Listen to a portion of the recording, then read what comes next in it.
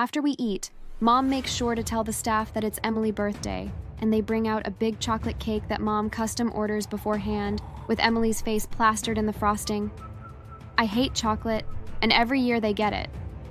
We're twins. Why does it only ever have Emily's face on the cake? It's my birthday too. When you get a prettier face, you can be on the cake too. Even though she's my twin sister, my family always thought Emily was better than me. For whatever reason, my family was really shallow and placed a lot of value on looks. Growing up, Emily never had any of the problems that I did. She was always fit, never had any acne, and had no problem making friends wherever she went. She wasn't just perfect with her looks. She was always top of her class and the top player in any sport. She was everything that I wasn't, and they always reminded me of it. It boggles my mind how you and Emily are identical sisters, but no one would ever tell that from looking at the two of you. Good thing one of you got your mother's good looks and my brain. You should study more to be more like her. We're identical twins. How can you say we don't look alike? Your nose is definitely bigger. This went on for years, and despite knowing that she was the favorite, I would still try to impress my parents, to make them acknowledge my existence. I couldn't compete with all the beauty pageants that Emily won or the grades that she brought home to show them, but I still tried anyway. Around age 14, I started spending more time at after-school activities, so I wouldn't have to be around my family so much. I enrolled myself in as many activities as I could. I was happy with how busy I became and didn't have time to think about my parents and Emily. But it quickly backfired on me. In my pursuit of finding who I was outside of my family, I had forgotten how popular Emily was at school.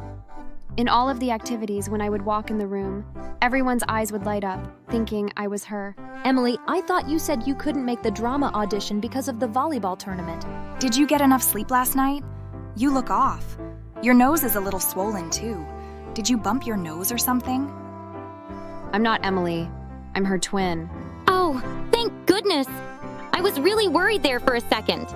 I thought something horrible had happened to her to make her look like that. Most days after school, I would lock myself in my room, trying to forget that I was a twin.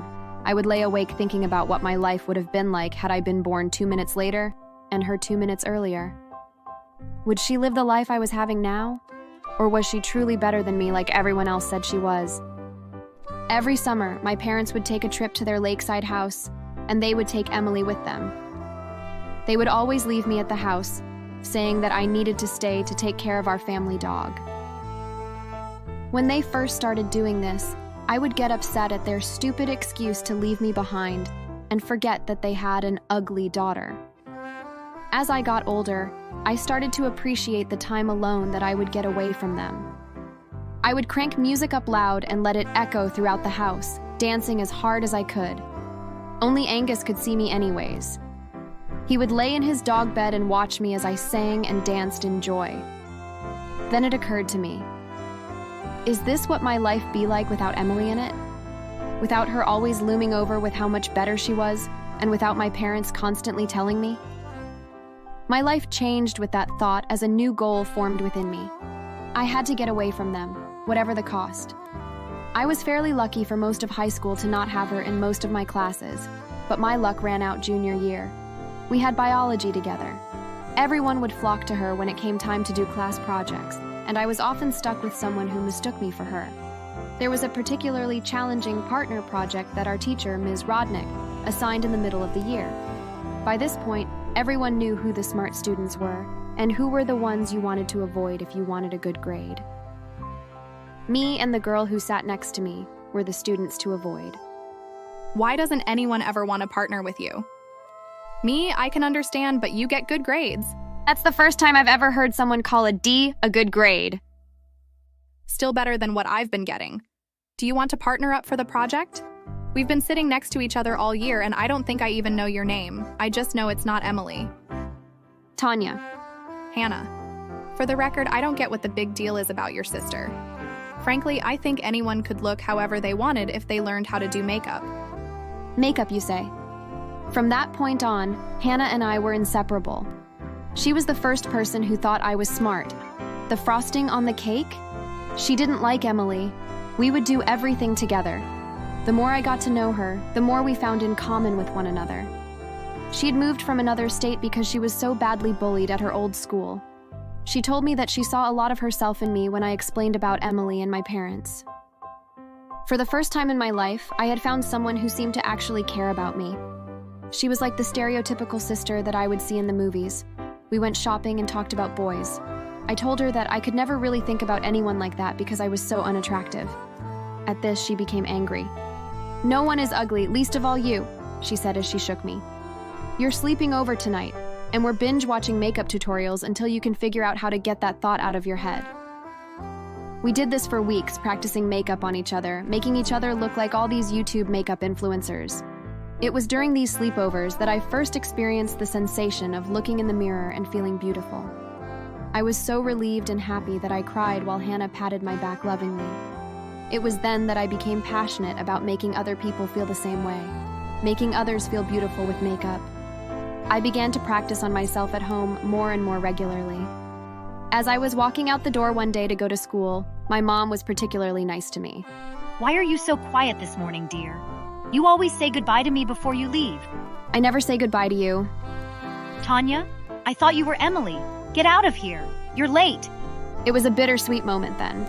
I had gotten good enough at makeup for my mom to confuse me with Emily, but still. Senior year, Hannah did something for me that I will never forget. My birthday was coming up quickly, and Hannah wanted to do something to celebrate. I told her I wanted to ignore it. My birthday is usually the day that I hate the most. Every year, they take both of us to a fancy restaurant. It's always humiliating. Emily always get an amazingly beautiful birthday dress for the occasion, and I'm stuck wearing the dress that she got last year that she doesn't want anymore. Even though we're twins, our bodies aren't quite the same. While the dresses look amazing on her, they fit me awkwardly, with loose bunches of fabric everywhere. To make matters worse, Emily would always soak her old dress in vinegar before giving it to me. I could never get rid of the smell no matter how many times I washed it. It's the only dress I could possibly wear to the birthday dinner, and I make other restaurant goers gag as I walk by. The three of them think it's hilarious and laugh as we walk to the table. After we eat, Mom makes sure to tell the staff that it's Emily's birthday, and they bring out a big chocolate cake that Mom custom orders beforehand, with Emily's face plastered in the frosting. I hate chocolate, and every year they get it. We're twins. Why does it only ever have Emily's face on the cake? It's my birthday too. When you get a prettier face, you can be on the cake too. I told Hannah about why I hated my birthdays, and she became furious. You know what? You're getting a new birthday. The day before your birthday is all about you. You were born first, so you should celebrate first anyways. Keep your day open, okay? I was skeptical, but she had already proven that I could trust her, so I agreed. She was really adamant about it. The weeks that led up to my birthday, I grew more and more curious. I would ask Hannah for more details, but she would just smile at me. The day before my birthday finally came, and I had no idea what to expect. I kept checking my phone for text messages from Hannah, but there was nothing. I heard Emily squealing downstairs all of a sudden. "Oh my gosh, you guys got me a limo this year?" I looked out the window, and a long black limo laid in our street. Before my parents could respond, Emily ran out to the limo and tried to open the door. It was locked. Hannah popped her head up from inside and yelled to me, "Get your beautiful butt in here, Tanya." Emily stood with her jaw dropped. As I ran down the stairs, my parents tried to stop me. "Where are you going? Where did you get the money to rent a limo?" I ignored them as I rushed through the door. Outside, Emily was motionless as Hannah stepped outside of the limo, brandishing the most beautiful dress I had ever seen. "Is this for me?" Of course. I had my dad custom fit it to fit you perfectly. No vinegar smell either. "Where did you get this limo?" Oh, my brother owns his own limo company, and he let me borrow this one to take you to your surprise. We got into the limo together and drove away from my house. My parents stood on the porch watching me drive away. Emily stood in the parking lot, her mouth still ajar with her eyes still wide in disbelief. So what's the surprise? Remember how you did my mom's friend's makeup? Her name is Justina Caldone. I didn't tell you because I thought you would be nervous, but she's actually a successful fashion designer who was looking for a makeup artist for her latest show.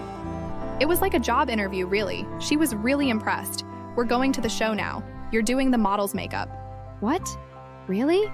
That was one of the most magical nights of my life. I had never seen so many people in such extravagant clothing before. The dress that Hannah got me fit wonderfully. As I moved to each model, I felt almost as if I was gliding across the floor. Each one was super impressed with their makeup and told me how skilled I was and how beautiful I looked. After the show ended, Hannah presented me with a giant vanilla cake with my face on it. I never cried so much in one night before. It was a happy cry. While the two of us were eating the cake, Justina asked if I would become her full-time makeup artist. I readily agreed. Immediately after graduation, I moved out of my parents' house. For the next 5 years, I traveled with her abroad, working alongside her. My face was always on the cover of some magazine talking about what an up-and-comer I was. Eventually, I got enough traction to start my own makeup company. It's doing great. I'd never in my wildest dreams have thought I'd be where I am today. I don't think my parents or Emily thought I ever would either. 7 years after Hannah gave me that new birthday, I received a call. Hello. Is this Tanya? It's your mother. Listen, I know we didn't always treat you the best growing up, but look at where you are now. We're in a bit of trouble now and could use some help.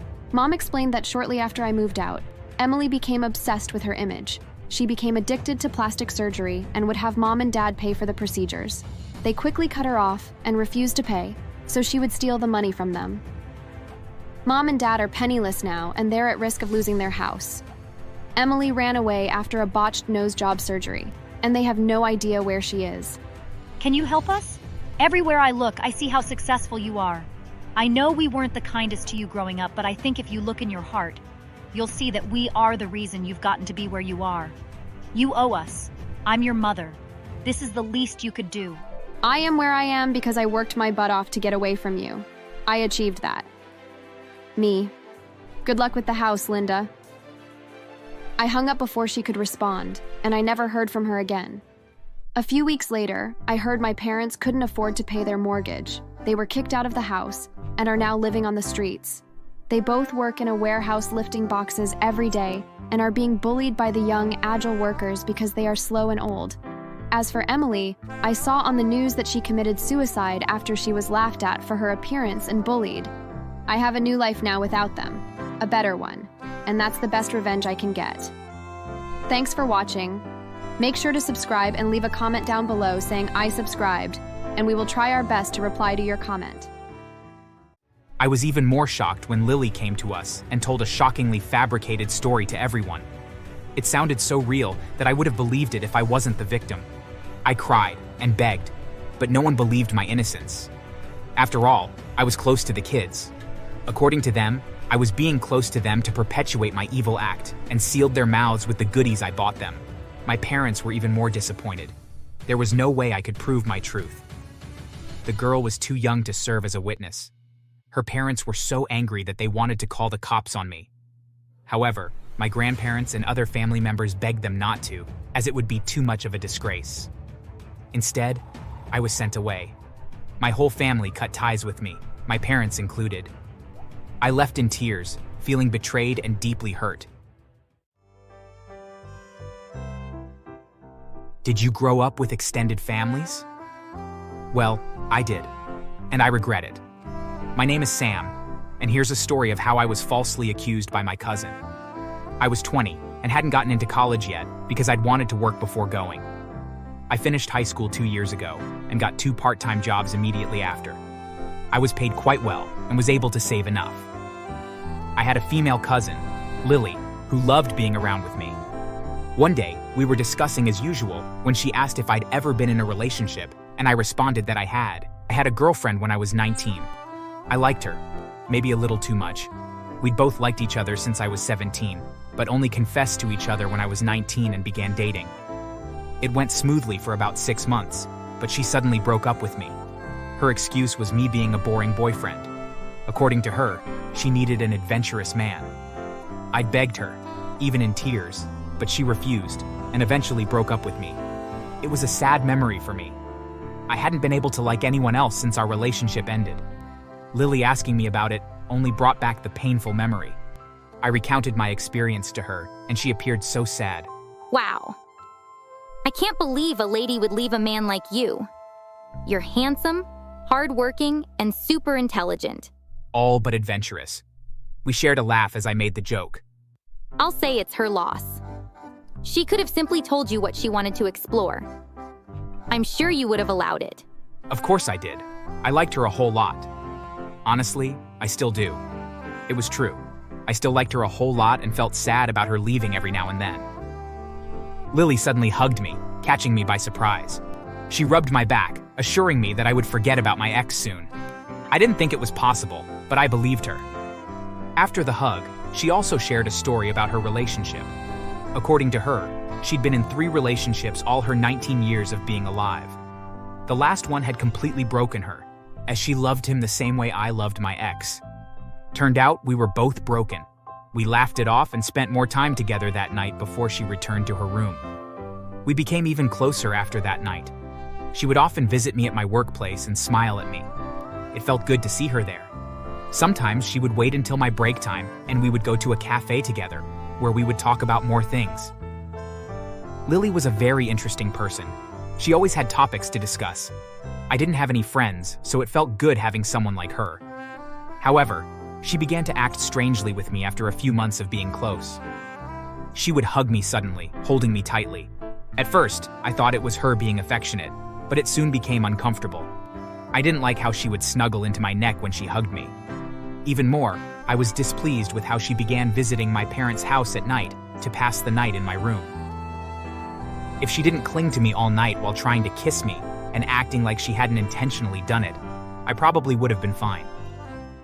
When I couldn't take it anymore, I decided to speak to her about it. I told her to stop visiting my workplace and my parents' house. She agreed, and we only began meeting at my grandparents' house, just like before. I still needed to stop the hug. When you hug me, let it be a brief one. Don't hold me too tight or breathe in my neck, it's uncomfortable. She'd seemed devastated, and I nearly felt bad, but I shook it off. It needed to be done. We didn't stop our regular conversations, but the excess physical contacts were stopped, and I was happy. One night, however, while we were stargazing together, Lily tried to kiss me. I quickly pushed her away. Are you insane? I'm your cousin. What does it matter? It's just a kiss. It matters because we're cousins. I'd appreciate it if you never repeat this. Excuse me. I was so angry at her that I refused to speak to her. I didn't return her calls, nor did I reply to her texts. She tried to speak to me when we next met at my grandparents', and I ignored her. I wanted to be alone for as long as possible. I felt she'd grown too attached to me and was confused, so I wanted her to calm down. However, Lily had grown hatred toward me because I was ignoring her. It wasn't after 2 weeks before I faced her wrath. I was in my room when my dad's younger sister stormed in, crying. I was worried at first, but she suddenly slapped me, making me confused. What did I do? She grabbed my hand and roughly pulled me outside, yelling at the top of her voice for everyone to come out. My cousins followed, and soon everyone was gathered in the living room. It was then that she revealed it. Sam sexually assaulted my daughter. I was shocked to my bones. Her daughter was only 5, and I loved the girl's smartness. I bought her things like the rest of the kids, but that was all. How could I have done such a horrible thing to her? I immediately protested, telling her I would never do such a thing. Shut up, you liar. Lily told me everything. She saw you. I was even more shocked when Lily came to us and told a shockingly fabricated story to everyone. It sounded so real that I would have believed it if I wasn't the victim. I cried and begged, but no one believed my innocence. After all, I was close to the kids. According to them, I was being close to them to perpetuate my evil act and sealed their mouths with the goodies I bought them. My parents were even more disappointed. There was no way I could prove my truth. The girl was too young to serve as a witness. Her parents were so angry that they wanted to call the cops on me. However, my grandparents and other family members begged them not to, as it would be too much of a disgrace. Instead, I was sent away. My whole family cut ties with me, my parents included. I left in tears, feeling betrayed and deeply hurt. I went very far away and started a new life. I got a new job, went to college, graduated with great results, and got an even better job. I'd put the past behind me a long time ago and focused on giving myself a good life and building my own family. One day, 20 years later, I got a call from a strange number asking to meet him somewhere. I went there the next day and met a very handsome boy. He looked around 17 and so familiar. He introduced himself as Lily's son and burst into tears. I was surprised and confused as to how he found me, but I comforted him regardless. Once he was fine, he confessed to me that he'd found out how I was chased out of the family. Lily had divorced his dad when he was only 10, and he'd been in her custody. She was an abusive mother. He told me how she always hit him at the slightest provocation, forced him to stop speaking to his friends, and also locked him up in the house whenever she had to go on long trips. Those were only a few among other things she did to him. What broke me completely was his next revelation. She was drunk last week and told me about how she made the whole family hate and sent you away after she lied against you. I also recorded everything. He played the recording, and a tear fell from my eyes. He also showed me all of the scars and fresh bruises she'd given him, which mostly happened when she was drunk. I couldn't take it anymore. I let the boy stay with me that night. The next day, I took him to the house I hadn't been to in 2 decades. It was a Saturday, so everyone was there. They were all shocked to see me. My grandparents had passed away, alongside some of my family members. The others had grown old. I cried when I saw how grown my siblings had become. They ran to hug me. My parents had forbidden them from searching for me when they were younger. And when they were grown adults and tried to search again, they couldn't find me. I was surprised to see my aunt looking sorry and unable to meet my gaze. I expected her to hate me. Anyway, I told everyone what Lily's son had told me. After that, I played the recording. Everyone was shocked and looked at her with judging eyes. My aunt also stepped forward and burst into tears. According to her, she'd known Lily lied 2 days after I left. She'd taken her daughter to a hospital, and there was no sign that she'd ever been touched. I couldn't find the girl around, so I asked where she was. My aunt's tears increased. A strange man had raped and killed the girl when she was only 15, and her dad had died 2 years after, leaving my aunt as a lonely old woman. I didn't feel sad for too long. She deserved it after ruining my life by not speaking up about her findings earlier. Because of her and Lily, I'd been so scared of going near children and even females. I was single man at 40 because I couldn't get into a relationship with a female for fear of being accused of something I didn't do. Anyway, I called the cops on Lily, who couldn't stop crying and begging me. She'd confessed that she did that because I rejected her advances. Everyone felt so irritated and angry. The police came and took her away. I asked her son to pack his things. While he went to do as I asked, my parents came to apologize to me. I forgave them, but I told them there was never going to be a close relationship between us, as they'd killed every closeness the day they believed Lily and my aunt's words over mine. I forgave the rest of my family. After hugging my siblings goodbye and giving them my contact, I left with Lily's son. Lily's co-workers happened to hear about what happened, and they expressed their disgust for her. At the court hearing, nearly all of them were present. I could see her trying to hide her face, but it wasn't possible. Not when her hands were cuffed. The court sentenced her to 15 years imprisonment for physical and mental abuse of her son. It was also discovered that she'd assaulted a young boy 2 years back and paid his mother to keep quiet. She got another 15 years for that. She was also made to pay for my therapy sessions and that of her son and the boy she assaulted. Someone had taken a video of it and posted it online, where internet users had hurled all manner of insults on her. Once it was all over, I moved into another apartment with her son. I was going to raise him as my child and take care of him in the best way I could. I also hoped to be able to get married after I was done with therapy. Lily's son was there for me. He felt like he owed me something after what his mother had put me through, and also for taking care of him. Good boy, isn't he?